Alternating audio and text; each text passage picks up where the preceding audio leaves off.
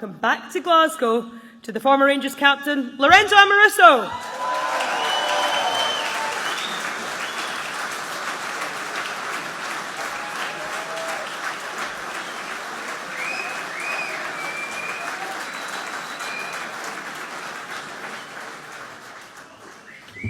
Good evening, everyone. And the player who's going to be part of that fantastic marble stairs is Stephen Davis.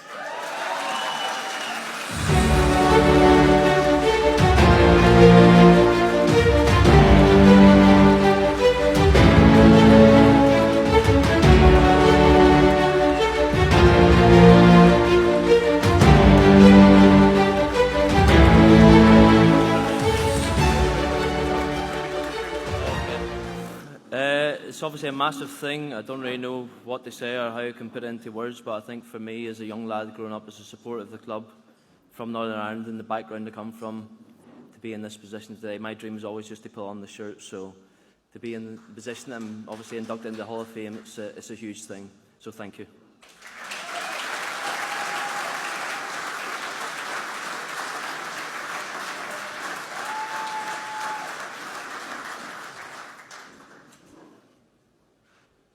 Grab a seat. Thank you. The only man here who's not moving as well as me tonight. What's your daily schedule at the moment, Stephen? So we're in the early stages of rehab. I had the operation just over 6 weeks ago.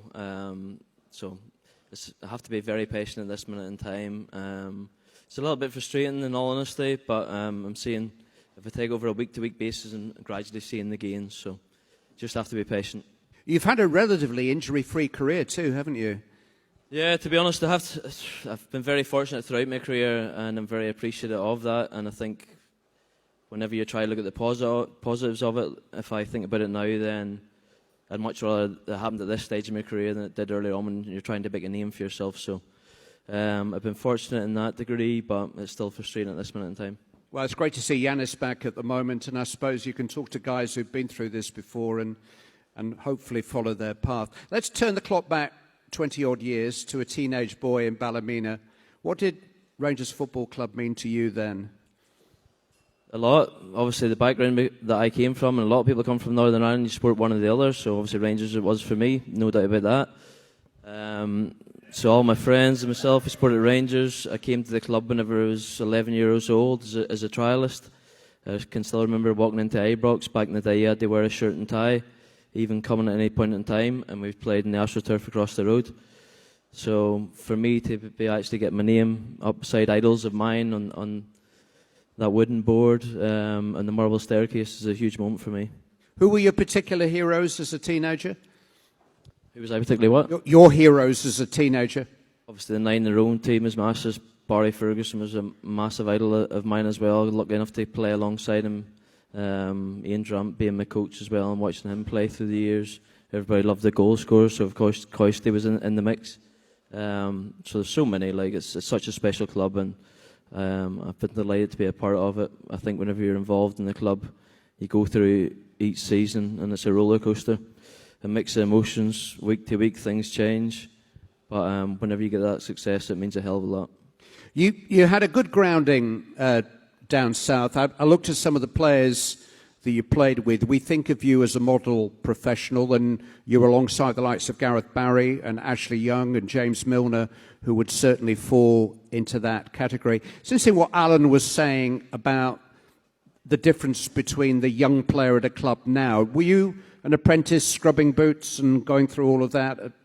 Yeah, I'm obviously only a couple of years younger than Alan, so we all went through that process, and a little bit sad to see that change, in all honesty, because I think it's a really good grounding for the younger players to go through that. But obviously times change, things move on. So I think for us, elder statesmen in the team, it's important that we try and keep the younger lads grounded, and I think it's a real big test for them. It's a big step for them to get into the first team in the first place, to try and get to train with the first team. But then that's really when you need to really kick on and stay focused and try and push yourself, because you have to dislodge somebody who's established to make yourself a name for the team. So that's always the demands. It happened pretty quickly for you here, and we're talking to Alan about those frustrating years waiting behind Stefan Klos and so on. I mean, you were playing in a European final within months of arriving here. Yeah, obviously I came through Aston Villa. I had a couple of years there where I played a lot of Premier League games and then moved to Fulham where things didn't quite work out. So my move to Rangers came about at the end of the January transfer window. There was a few days before where I thought it was going to happen. The opportunity came up and my agent rang me and I was obviously keen to make it happen. Then I didn't think it wasn't going to happen. I went into training.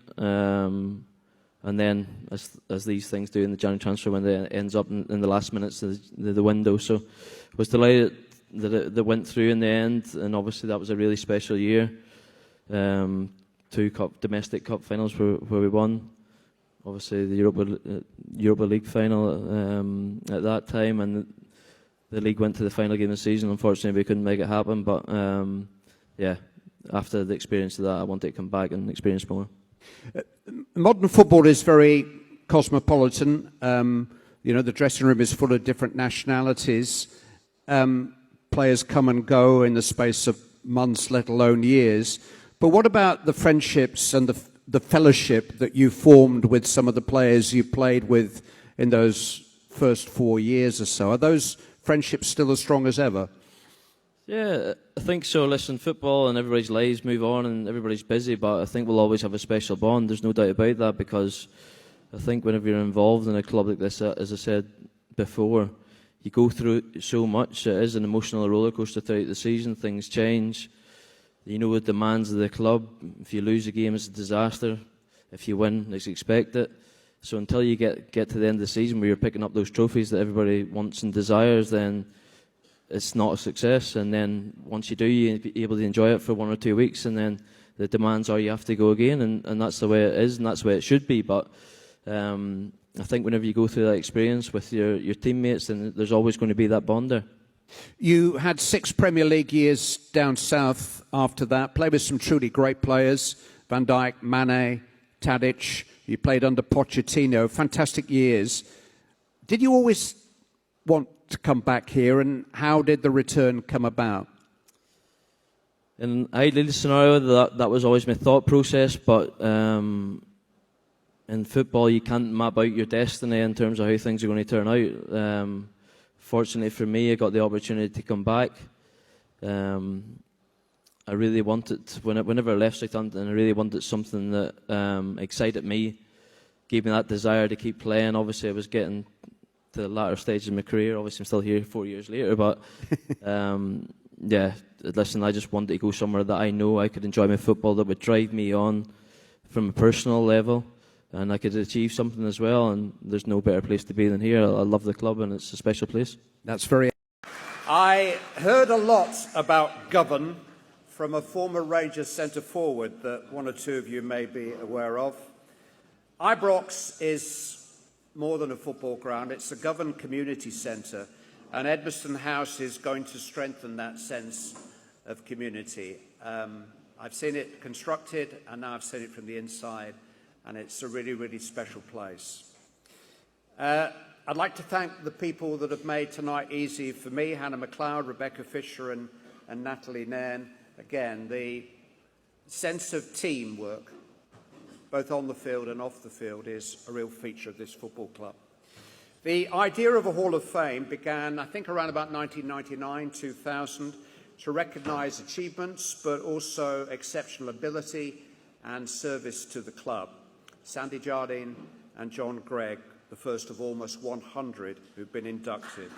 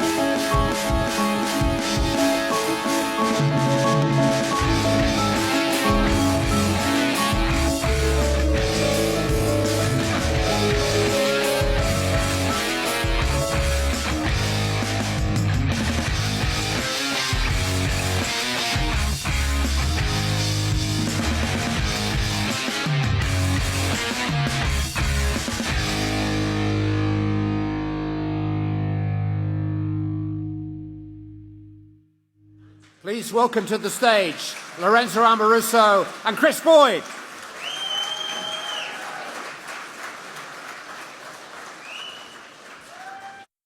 Want to know my skin secret that doesn't break the bank?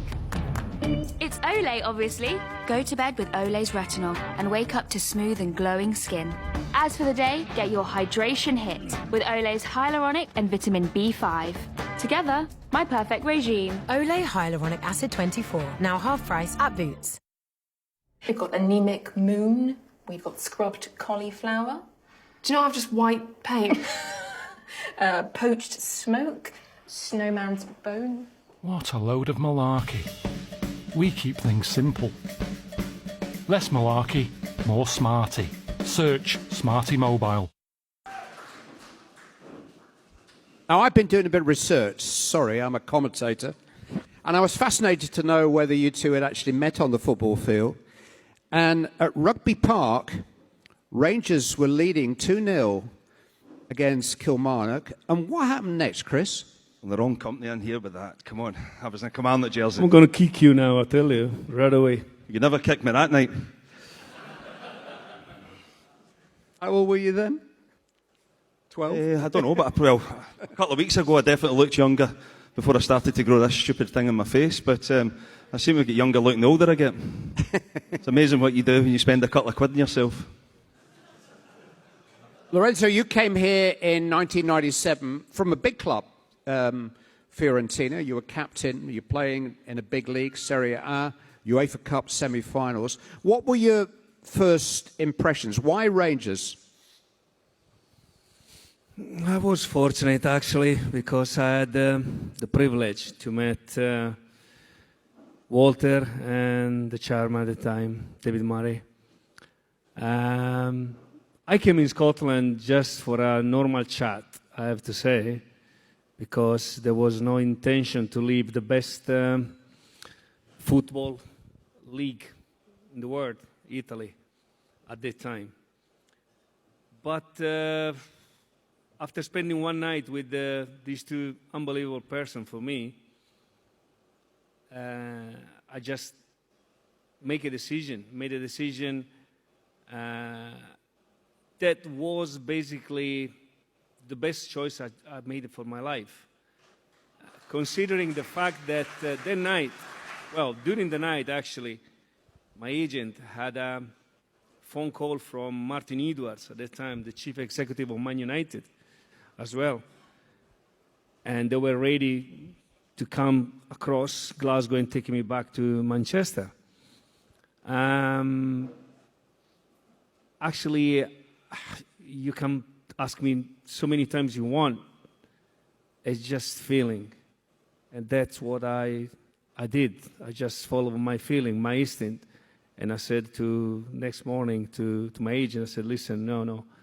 I feel that this is the place. That's what I want to play. That's what I've done it. There's a common denominator which crops up in so many modern Rangers conversations, Walter Smith. What was so special to you about Walter? The fact that he was a man, first of all. The manager part of it was coming after. So many players, they got that unbelievable relationship with Walter. He used to treat everyone the same way, but he was so cute to understand what was the character and the strength of each single player, and he was using it on the right way, which is not a common thing, because on those days I think be a manager in some ways is much easier because they've got so many assistants behind them. At that time, it was very, very complicated. So to get the most of every single player each day, day in, day out, it was not simple. And he was so good on doing that. Unfortunately, my first season with Rangers was a nightmare because I just played 5 games. But because of injury? Absolutely. But beside that, the relation with Walter has been absolutely fantastic. And through all these seasons, they came in Italy. You were there in Italy, no? playing the semi-final against Fiorentina. No, he wasn't there. But it was so unbelievable. Sorry, my friend. But as soon as the game was over, I went through the dressing room, just, congratulate with them, because the way they were playing, there was something special, unbelievable. I know how much Walter wanted to be so important, dominant in Europe as well. And Walter was really something special. Chris, talk to us about Walter Smith and what he meant. Almost in the later years, really, too. He just was always a part of this football club. I think he will always be. We're waiting on a statue going up as well, and rightly so. A fantastic human being. I think any manager, anybody who's connected with the Rangers Football Club will always look to Walter Smith as a pinnacle and then start to work back from there. I think even now, it's over a year on, but you're still getting emotional about it because it's sad that he's no longer here. I think he's touched the heart of every single person in this room. He's given them so many special nights. And I think that, the two guys who have already been up to be inducted into the Hall of Fame, in terms of they speak about the standards of the football club, he drove it, the standards, and, just a special human being. Forget the football side of it, because if you're in football, you're going to know what you're talking about. You're going to know how to coach to some standard. But, I think it's everything else that makes a person, and Walter Smith had absolutely everything. You've still got the brown shoes on, yeah? I had to polish them to come in tonight, that's for sure. But, no, listen, and I think, I was pretty much caught off guard when I went up there to give out the award as well. Because I didn't really know what I was doing, to be brutally honest. But I'd like to, once again, mention the two guys who have been inducted in, two of my ex-teammates. They spoke about the standards and everything there themselves, but the two of them, every single day in training, led from the front. I think Alan, when I first came to the football club, was one of the guys who, was first in and last out, and I think you can see that with the condition he's still in at this moment in time. Fantastic, professional, does his best every single day, and deserves to win, the Hall of Fame.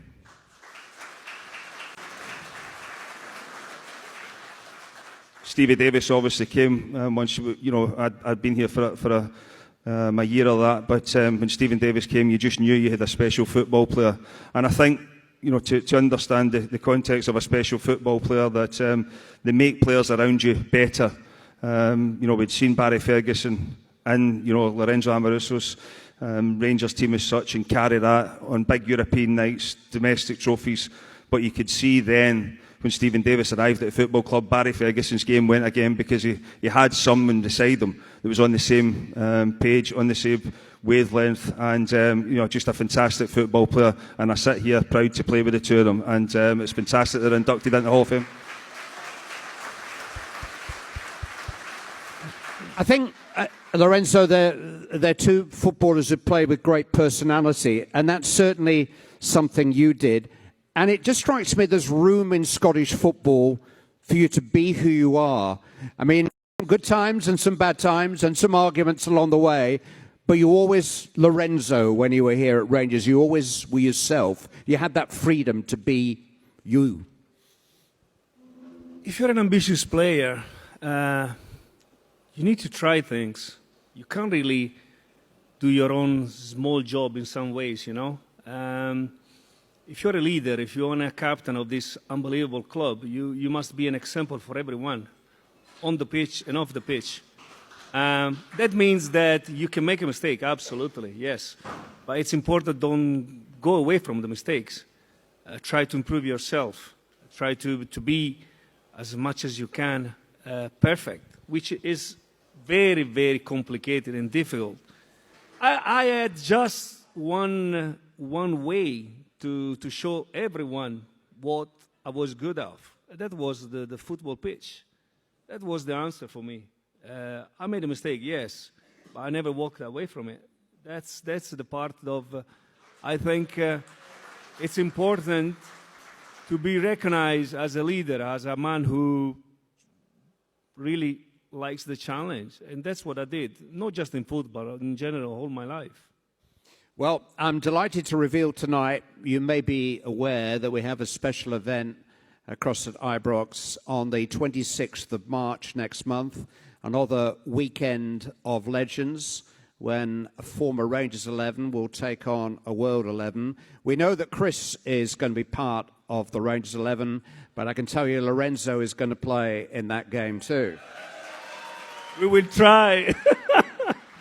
And I can also reveal a couple of names that have been added to the World 11 in the last 24 hours. Just a World Cup winner, Emmanuel Petit, and just a Champions League winner, Canu. Have you got any plans for Canu, Lorenzo?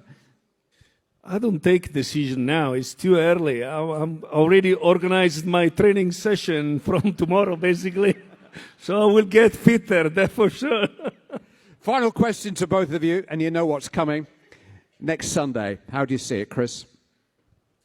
I mean, I think obviously Celtic have been, in great form, but, I think since Michael Beale has came in, you've got to say that the upturn in Rangers Football Club has been unbelievable. The job that he's done in such a quick period of time.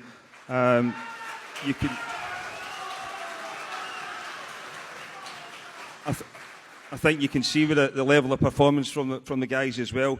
You're not only going to games and winning, you're winning comfortably. I mean, a lot of people even yesterday going to Livingston, difficult game, playing well, but go and win. Tynecastle a couple of weeks ago as well, the exact same thing. Rangers are in a good place at this moment in time. There's competition for places.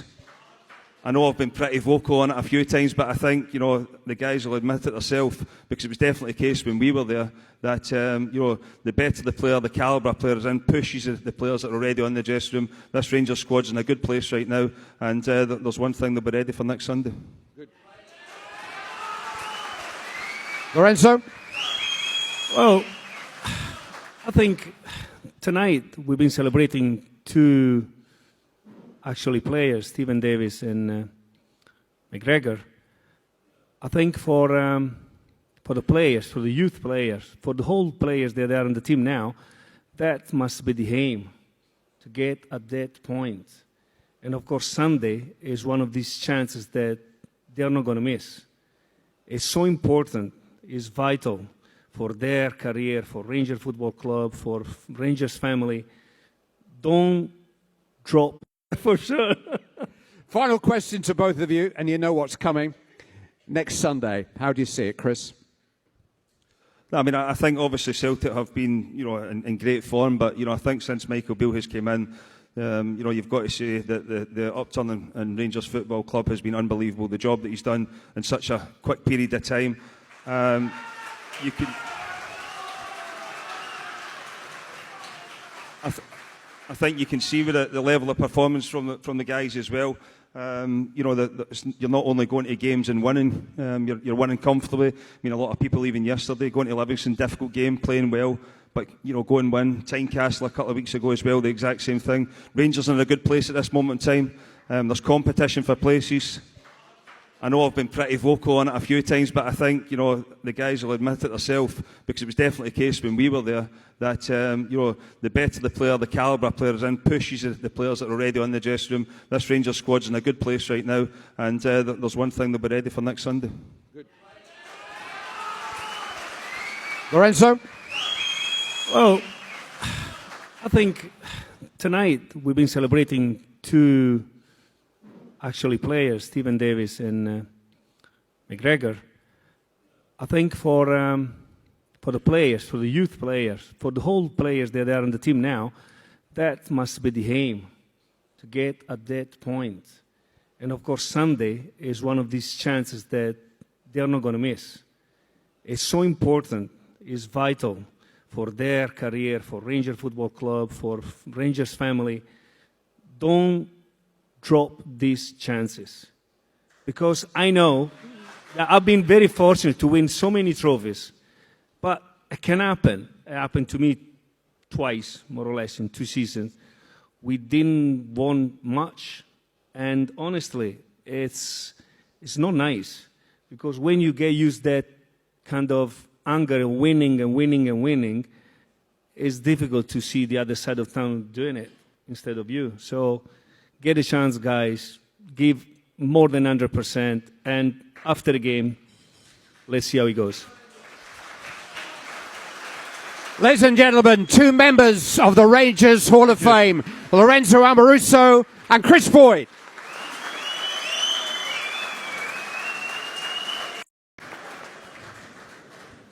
Just before I announce the third inductee, I would like to say a huge personal congratulations to Alan and Stephen. You've been an absolute pleasure to work with.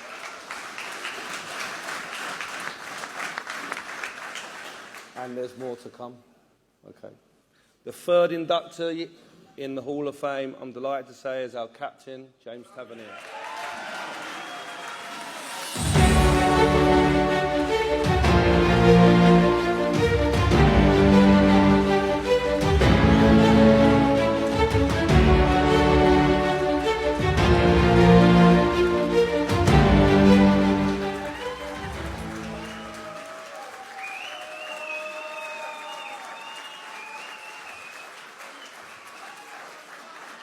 Thank you.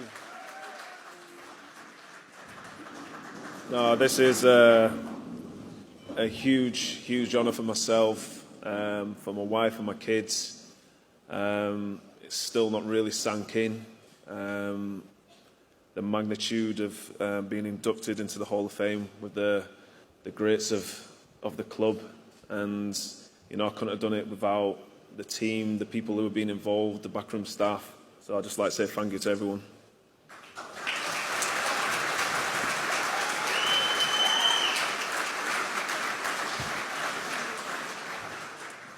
I did warn you before that I'm a commentator, so I do research. And I turned the clock back 7 years to this week, February 2016, and you were in the Rangers team that drew 1-1 at Alloa and then won 1-0 at Queen of the South the following weekend. And for me as an outsider, the journey that this football club has gone on in the last 10, 11 years is unique. I've never come across anything remotely like it anywhere in world football. You've been able to chronicle part of that journey. What was it that appealed to you back in 2015 to come and be a part of this journey? I think first and foremost it was playing football. I was going on a lot of loan moves before I moved to Rangers, and I just needed somewhere just to establish myself and just get to playing football week in, week out, and Rangers give us that opportunity, and I've been trying to, you know, give back to the club ever since. Were you surprised by Scottish football when you arrived, even Scottish Championship football? Were you surprised by the standard, by the intensity? I was definitely surprised by obviously the standard, but the surprise, main thing was the club, of how big the magnitude of the fans, the standard it upholds. Funny story, I was before I came, I was sat on the toilet, and when I was at Wigan, and I got a call off my friend, and he says, "Oh, Rangers are interested," and I was like, "Okay." He was like, "Hey, you need to get yourself up here. It's not just a club; it's an institution." And ever since then, you know, it's blown my mind of how big it was, and it's been an unbelievable experience. Stephen Gerrard's arrival in 2018 changed a lot here and a lot for you. He made you captain of Rangers Football Club. Were you aware of the names that had worn the armband, that had held that honour before you? Yeah, and I think there's one man that I always look up to is John Gregg. I've known him since I first came here, and he still batters me today. Every time he sees us, he's always got something to say. But you know, he's a huge inspiration since I've been here, and just obviously try to replicate parts of what he did for the club. The squad started to take shape that summer. Alan returned, Scotty Arfield, Connor, Borna, Glenn, Ryan Kent came on loan, Stephen soon followed in the January. Did you sense something a little bit different coming together in those few months? Yeah, the names obviously you mentioned, you know, lifted the standards in the squad. You know, exceptional players that I've played with throughout my career at Rangers so far. but the levels have gone up and up, and you know, you felt something that was special that was coming in that season. Alan and Stephen are such good professionals. I think they've probably gone home, so we can talk about them now. What's Greeks really like? Honestly, he's a great guy. Honestly, you know, I'd like to say congratulations to him, and obviously Davo, because you know they're two absolute professionals around the training ground, and obviously match day. They carry themselves out flawlessly every day, and you know it's a privilege to share the dressing room with him. But yeah, Griggs is a sound guy. When it's a night out, it can obviously change. And have you known a better professional than Stephen Davis? You know what? I think Davo is the best professional I've ever known. You know, he deserves a round of applause because he's a top. Yeah. I don't even know, he used to be on free kicks, but somebody else has taken that job now. Could you just give him a chance from time to time? If David wants to take a free kick, he can take a free kick. I don't mind that.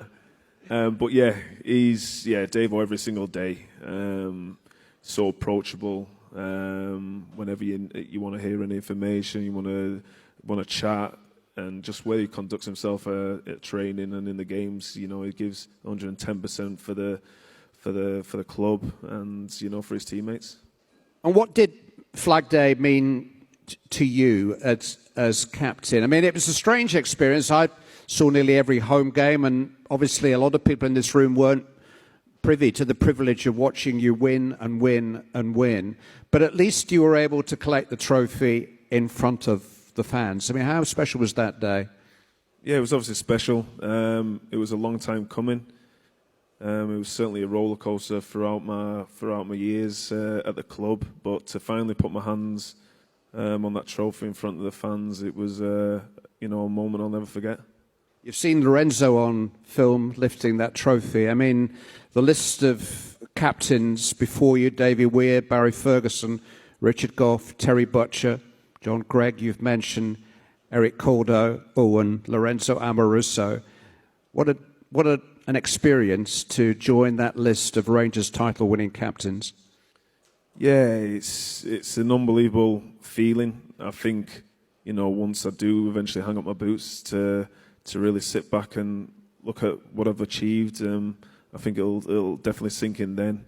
But I'm still hungry for more. I know the team are hungry, and we just want to continue to try and pick up trophies. Ladies and gentlemen, the first Rangers title-winning captain for a decade, James Tavernier.